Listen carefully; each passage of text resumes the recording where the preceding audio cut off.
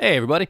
Alright, this is part 5 of the Tascam DP-008EX complete tutorial, and I've been putting timestamp chapters on every video in the description so you can get to each function right away. And also, if you go to my homepage on YouTube and go into my playlists and go to the DP-008EX tutorial playlist, you'll find that on the left hand side there in the description I put down each function that's in each video. So you just find the thing you're looking for, find the video that it's in, and then go to that video, and then when you get there, all the live hot links will be there for each individual thing for you to look up and use right away. So, well, when last we met, I laid down some wonderful drum tracks, and I'm going to keep it because it's what I put, and it's real. So, but now we're going to add more tracks, and I'm going to do it like kind of old school, or the way a lot of people do it, and go ahead and put the bass down.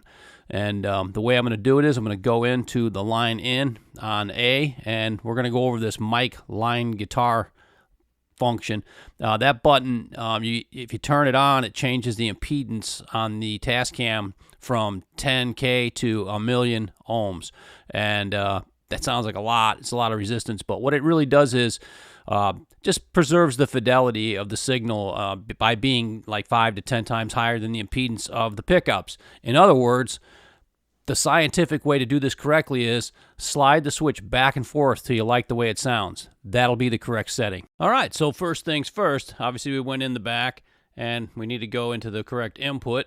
So we're going to put external input line low. I already tested the gain on it, and the levels were good on low. Medium was a little high. I had to turn the gain way down in order to get it to act right. So this is where I want to show you something else. Let's go home. I showed you before about in and out points in the other video, and I set the in and out points on this song so that when you're in repeat mode, it'll start and finish at the beginning and the end of what you want to be the song. And you'll need that later, like I said, in order to mix and master this. So it won't do either of those without it. So just have those set. And then when you do have those set, and come out of there, and you hit repeat, watch up here, you'll see the little infinity sign, and it will start. 2, 3, all by itself. And then I'll play along.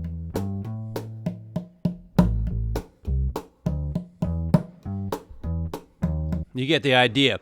All right, so it'll end at the end of the song. So if you try to record now, it's just going to say you're in repeat mode. You're in repeat mode. So just make sure you can't record when you're in repeat mode. It would be kind of cool if they did it that way, but that's not how it works. So you got to get out. So just hit it again, and you're out of repeat mode. Now you could record if you wanted to. And just go ahead and record the track, and I'll get it. You know, if you know where your start is, and I'd probably want to start this right around 6 seconds, something like that. That's about good enough to give me enough lead in to hit this thing. So, okay, so after about 150,000 takes, I finally got something reasonably decent. But I wanted to show you something. I'm just gonna go ahead and play it. I'll hit repeat, and it'll start from the start, and then I'll show you a couple things here. 2, 3, 4. I want to make my lackluster drums sound a little better and throw some reverb on them. That helps. And there's a little reverb on the bass too. All right, so the thing to keep in mind about this is that reverb is just there for like comfort reverb for right now, but it does not print to the card. So when you're just laying down tracks like this, or listening back, or recording, or whatever, you can put reverb on it, and that's fine, and you can monitor it that way, but it doesn't print to that. So when you play this back, if you have that off, it won't be there, and if you export these tracks, it won't be there. You can't get any of that stuff until you mix and master, so keep that in mind. Also, there's some different reverbs on here, and you can tinker with those, and they got like Hall, and Hall 2, and Room, and Studio, and Plate 1 and Plate 2. I like the Plate 1s better. I just had it on Hall, but you pick the one you like, and you can just go through them as you like. I'll go ahead and hit repeat again. 2, 3, 4. Hall, Hall 2, Room, real dry. Studio's pretty cool. There's the Plate 2. So anyways, it's your call, obviously, and you can also set the parameters on it, make it deeper, make it more echoey, and so forth. So you can do that. But again, remember that those are only for permanent-wise, only for when you're actually recording. So, all right, so we got through all those settings, we got the bass line down, and we're going to move on to another input, and we'll put a guitar on here. All right, so we're going to use a mic'd up cab in my high-tech isolation closet with an SM57 and XLR cable coming through the wall and into input B. All right, let's get our settings straight.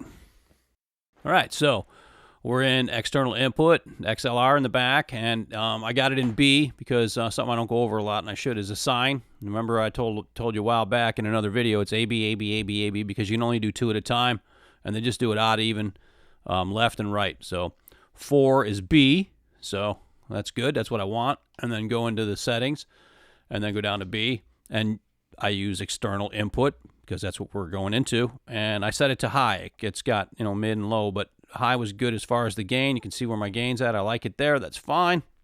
So I come out of there, and we're ready to give it a dry run. And again, I'll just use repeat, and then it'll jump to my count in, and then I can just kind of go through it and just, you know, see how it goes. 2, 3, 4.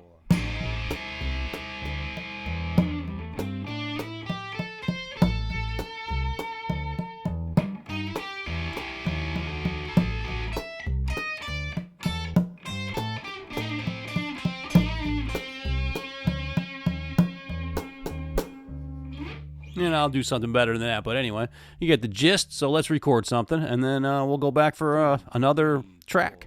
All right, so now that we've got our guitar part on there, which you'll hear in a second, we're just going to add some very simple tracks, some hand percussion, claps, vibe or slap, stuff like that, and very basic. I mean, it's kind of like the first thing I did on the whole video series when we did the Cajon shootout between the microphones and the front-facing mics.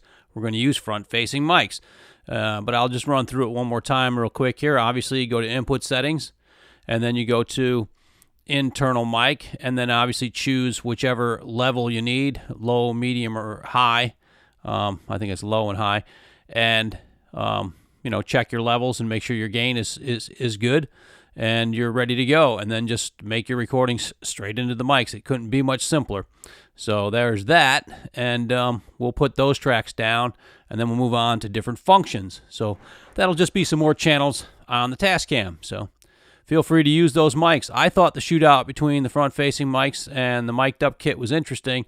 They had really good separation, and they did sound good, but I went with the mic'd up kit. It did have a little bit more bass and just fullness to it, but they're very capable and competent, but hey, it's your call, right? Anyways, we'll move on to the next thing.